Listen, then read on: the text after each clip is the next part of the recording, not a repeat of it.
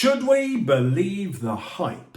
Is artificial intelligence going to make it easy for you to ace your exams? Let's see how the AI copes with the description question. So this is what I typed into Chat GPT, and this is what it came up with as a first paragraph. Let's read it and see if we can grade it. Joseph stood at the railway station, watching the hustle and bustle around him with a sense of detachment.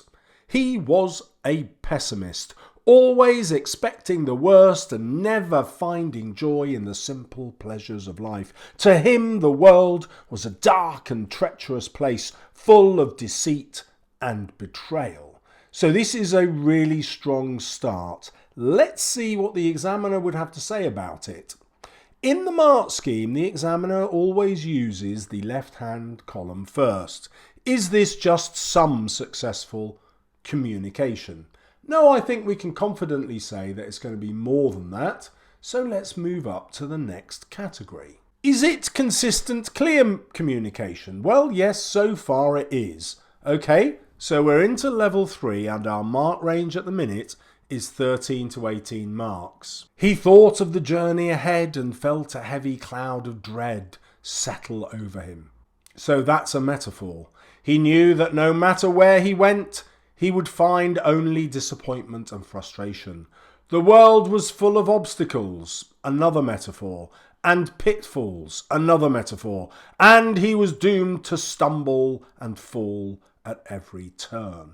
So this again is all symbolic and metaphorical. So we go back to level 3 and we've got vocabulary chosen for effect with a range of successful linguistic devices. Well, that's certainly true of metaphor. We'll keep our eye out for other techniques. As he watched the trains come and go, he felt like a lost soul. Now we've got the simile. Adrift in a sea of confusion and uncertainty. More metaphors. He saw the other travellers laughing and chatting with one another and felt a pang of envy. They seemed so carefree and happy, while he was weighed down by the burden of his own pessimism. So we've got another metaphor again. Now, hopefully you've noticed that all the sentences we've had are built up around contrasts. We had the idea of being carefree and happy, which is now contrasted with being weighed down, having a burden and pessimism. We had the laughing and chatting passengers, which is a contrast to his own misery. The other travellers are happy on the train on their journey, whereas on his journey, he is adrift in a sea of confusion. So now we definitely do have a range of successful linguistic devices, and we're confident about this mark band. Has it all been consistently clear so far? You bet. Is it matched to purpose and audience? Well, does this feel like it could be in a novel? Yes, it does. So, we're hitting everything in the mark. Is it written in paragraphs with make sense? Yes, it is. We've had 3 so far and they all make sense. So we're pretty confident it's going to get nearly top marks in level 3. To him, the railway station was a metaphor for life itself. The trains were like people, rushing from one destination to the next, never pausing to enjoy the moment. Can you see how we've got that contrast again? And it's all built around this metaphor of the railway station being like life. And of course, the trains were like people, a simile. And the passengers were like lemmings, blindly following each other, never stopping to think for themselves. Now this is an implied contrast to our pessimistic protagonist, Joseph, who presumably is miserable because he isn't a lemming and isn't blindly following everybody else. This is also a bit of a twist, isn't it? We've had these really happy passengers, but now we're seeing another side to them. They're kind of mindless beings like lemmings. So now we can see the ideas aren't just connected, they're going a bit beyond that. They're taking us by surprise. So we need to go up to level 4. Level 4 needs to be compelling and convincing, but it's divided into these 2 sections. So let's go down to the lower one. So at the minute, we could say that there are definitely conscious crafting of linguistic devices.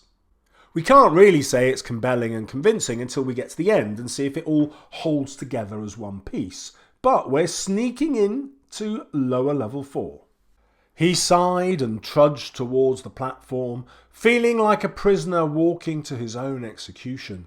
He boarded the train and took a seat by the window, staring out at the passing scenery with a sense of resigned despair.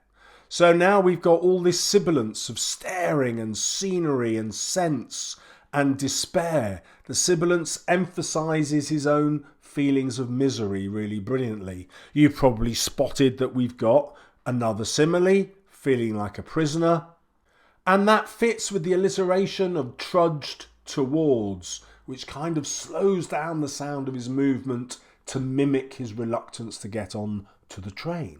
So yes, we can see how all these techniques go together and it's starting to feel sophisticated. And if it's sophisticated, it's going to be compelling and convincing. As the train chugged along, he thought of the many hardships and struggles he had faced in his life. All right, now we've got a flashback. That is a structural technique. That's one of the techniques where examiners are likely to say, yes, this is a varied and effective structural technique, whereas in level 3, there were structural features, basically like paragraphing and repetition for effect, or short sentences, one-word paragraphs or one-sentence paragraphs, that sort of thing. So, flashback has moved us into lower level 4. We're back. He had always been a pessimist, seeing only the negative in every situation. He had never allowed himself to hope or dream, convinced that whatever he wanted would always be out of reach. Notice that the alliteration of the W's draws out the sense of longing for that thing that he can't reach out and grab. The alliteration of the H's emphasises the hope that he's got and can't yet reach. He had himself hope.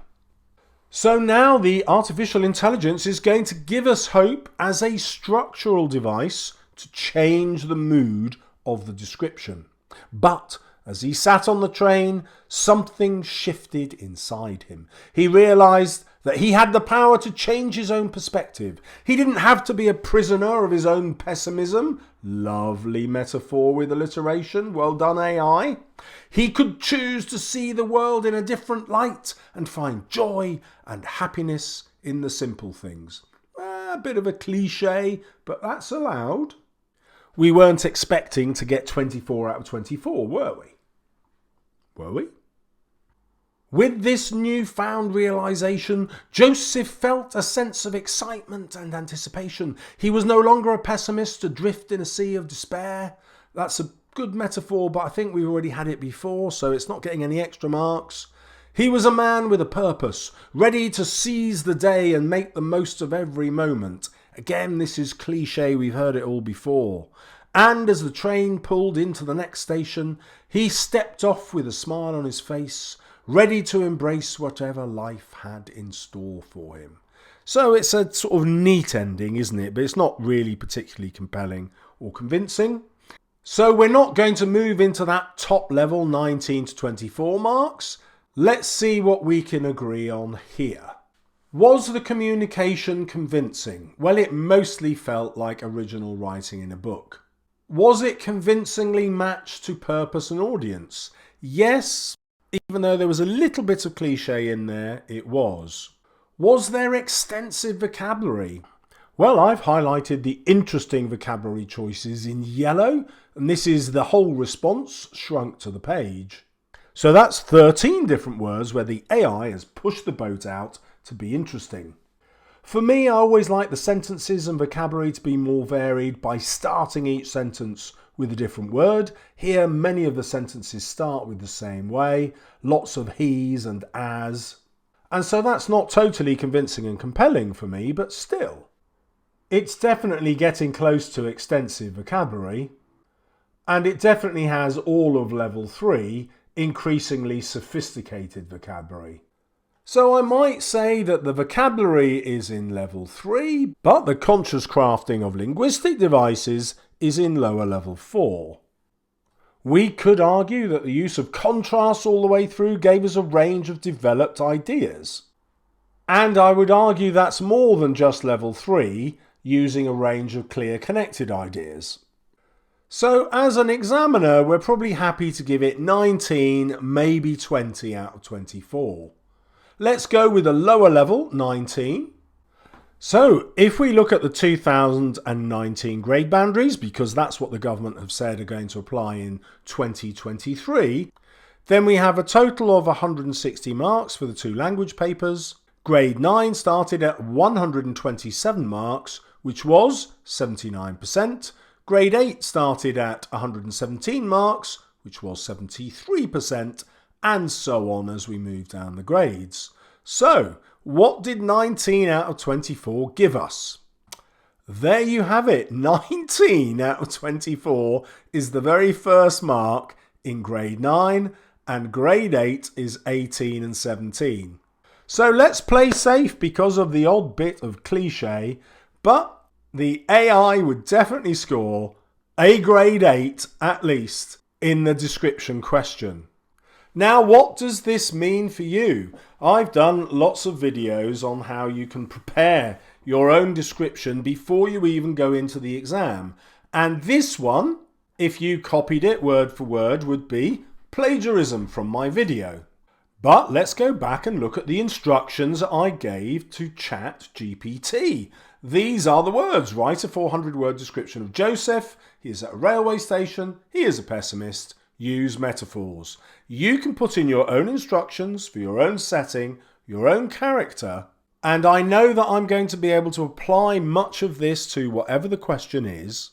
So you could prepare 3, 4, 5, 6 descriptions at the most, where you memorize sentence patterns, vocabulary, the sorts of metaphors you want to use, and boom, the exam comes along and you just bosh them out because they've become yours. Now, if you want to see how to write description that gets 100%, 24 marks out of 24, then you want to watch the video coming up now.